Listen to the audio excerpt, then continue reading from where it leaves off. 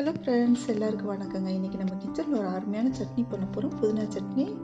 இந்த சட்னி வந்துட்டு இட்லி, தோசை, சப்பாத்தி, சாம்பார் சாதம், தயிர் சாதம், வெரைட்டி ரைஸ் எல்லாத்துக்குமே வந்துட்டு அருமையான காம்பினேஷனாக இருக்குங்க. இப்போ ஒரு பாத்திரத்தை அடுப்பில் வச்சுட்டு எண்ணெய் சேர்த்துக்கலாம். 5 நிமிஷத்தில் சட்டுன்னு பண்ணி முடிச்சிடலாங்க. டேஸ்ட் வந்துட்டு ரொம்பவே அருமையாக இருக்கும். இது வரைக்கும் நீங்கள் நம்ம சேனலை சப்ஸ்கிரைப் பண்ணலாம், சப்ஸ்கிரைப் பண்ணிக்கோங்க, பெல் ஐக்கானை கிளிக் பண்ணிக்கோங்க. இப்போ வந்துட்டு நம்ம உளுந்தம்பருப்பு சேர்க்க போகிறோங்க. நல்லா காஞ்சி வரட்டும். இப்போ நான் வந்துட்டு சிம்மில் தான் வச்சுருக்கேன். சட்டுன்னு வந்துட்டு உளுந்தம்பருப்பு வந்து கருகிரும், அதனால் வந்துட்டு சிம்மில் வச்சு செய்யுங்க. இப்போ வந்து 1/4 ஸ்பூன் உளுந்தம்பருப்பு சேர்த்தாச்சு. இது பொன்னிறமாக பொரிஞ்சு வரட்டும். இந்த டைமில் அரை பெரிய வெங்காயம், 2 தக்காளி, மிளகாய் வத்தல் காரத்துக்கு அந்த மாதிரி எடுத்துக்கோங்க. புதினா தழை, 3 பூண்டு பற்களை வந்துட்டு தோல் உரிச்சிட்டு வச்சுருக்கேங்க. இது பாருங்கள், பொன்னிறமாக பொரிஞ்சு வந்துருச்சு. இந்த டைமில் வந்துட்டு நம்ம தக்காளி சேர்த்து வதக்கலாம்.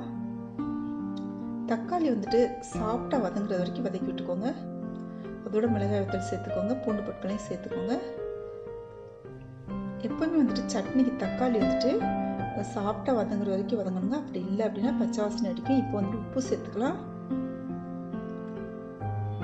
உப்பு சேர்த்துட்டு நல்லா வதக்கி விட்டுக்கலாங்க.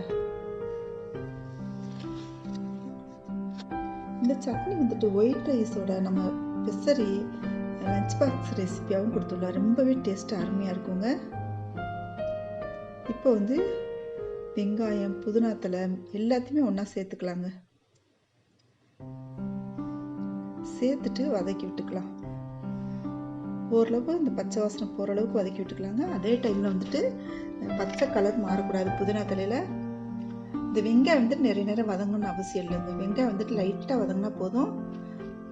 இந்த மாதிரி வதக்குனீங்கன்னா இந்த சட்னி வந்துட்டு ரொம்ப டேஸ்ட்டாக இருக்கும். பாருங்கள், இந்த மாதிரி வதங்கினா போதுங்க. இந்த புதினத்தில் பாருங்கள், பச்சை கலர் மாறாமல் அப்படியே இருக்குது. நல்லா கலந்து விட்டுக்கிட்டே இருங்க, பிடிக்காத வரைக்கும். ஏன்னா நம்ம வந்துட்டு இதில் ஆயில் கம்மியாக தாங்க சேர்க்குறோம். அதனால் வந்துட்டு நம்ம கிளறி விட்டுக்கிட்டே இருக்கணும். இப்போவே பாருங்கள், அந்த புதினா சட்னியோட வாசனை வீடே நிரம்பியிருக்கு. இப்போ நம்ம ஒரு மிக்ஸி ஜாருக்கு மாற்றிக்கலாம்.